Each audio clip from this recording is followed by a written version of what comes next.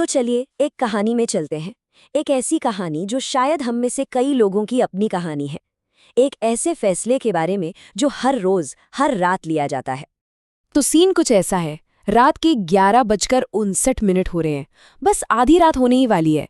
बिस्तर पर लेटे हुए फोन की स्क्रीन चमक रही है और उंगलियां बस स्क्रॉल किए जा रही हैं, एक के बाद एक वीडियो, एक अंतहीन सिलसिला।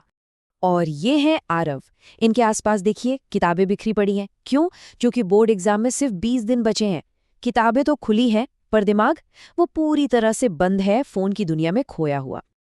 और दिमाग में ना वही पुरानी आवाजें गूंज रही हैं। अरे यार, अब पढ़कर क्या ही हो जाएगा, इतना सारा सिलेबस कैसे खत्म होगा। ये आवाजें इतनी हावी हो जाती हैं कि पहला पन्ना पलटना भी पहाड़ चढ़ने जैसा लगता है। और ठीक उसी वक्त फोन पर एक नोटिफिकेशन आता है। एक नंबर, 6 घंटे, आज का स्क्रीन टाइम। एक ऐसा सच जो एकदम से सामने आकर खड़ा हो गया है। और इस नंबर को देखकर उसके मुंह से निकलता है, इतना तो मैं पढ़ भी नहीं पाता। मतलब विडंबना देखिए, एक कड़वी सी हंसी है जो वो खुद पर ही हंस रहा है। लेकिन फिर कहानी में एक मोड़ आता है।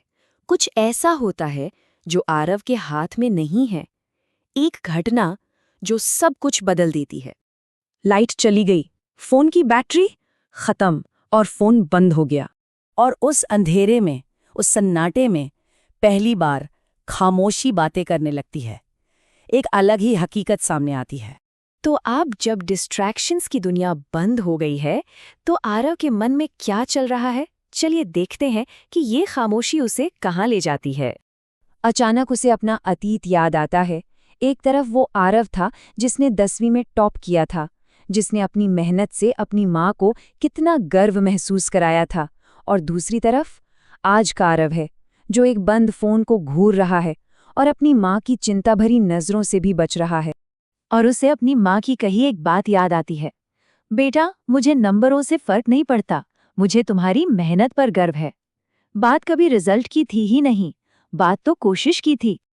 और बस यही सोच उसे एक बहुत ही सीधे लेकिन बेहद ताकतवर सवाल पर लाके खड़ा कर देती है कि अगर आज मैं नहीं पढ़ा तो ठीक 1 साल बाद मैं खुद को कहाँ देखूंगा।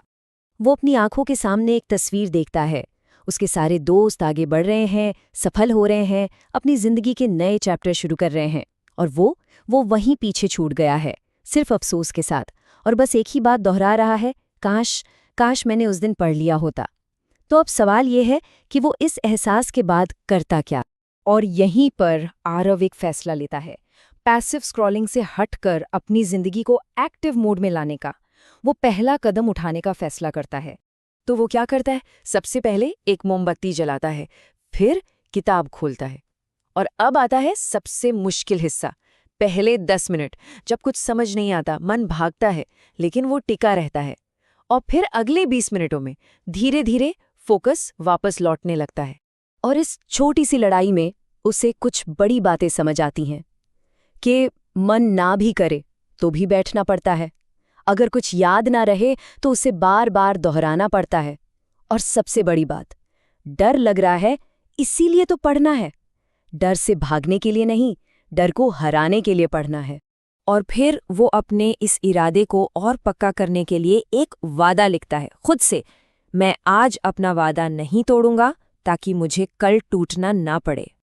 अब देखिए, ये कहानी सिर्फ आरव की नहीं है, कहीं ना कहीं ये हम सबकी कहानी है।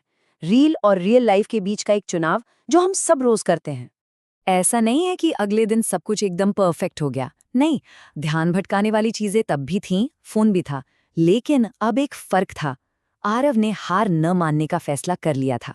बात परफेक्ट होने की नहीं है, बात है कोशिश करते रहने की। ये कहानी अफसोस की परिभाषा भी बताती है। अफसोस क्या है? ये वो गारंटीड नतीजा है जो तब मिलता है जब हम लंबे समय के लक्ष्यों के ऊपर कुछ पल के आराम को, कुछ देर के एस्केप को चुनते हैं। तो असली कीमत क्या है? देखिए, बोर्ड्स या कोई भी एग्जाम वो अपने आप में पूरी जिंदगी नहीं होते, ये सच है। लेकिन अगर हम उन्हें हल्के में लेते हैं तो आने वाली जिंदगी यकीनन बहुत मुश्किल हो जाती है। ये हमारे एटीट्यूड का टेस्ट है। तो आखिर में फैसला हर रोज का है। एक तरफ है रियल लाइफ जो कुछ देर के लिए हमें सब कुछ भुला देती है, पर बाद में सिर्फ अफसोस देती है। और दूसरी तरफ है रियल लाइफ, जिसमें मेहनत है, तकलीफ है, पर उसका नतीजा है भविष्य का गर्व और सुकून। तो सवाल सिर्फ आरव के लिए नहीं है, सवाल हम सबके लिए है। आज रात घड़ी जब 12 बजाएगी तो कौन सा रास्ता चुना जाएगा, रील वाला या रियल लाइफ वाला?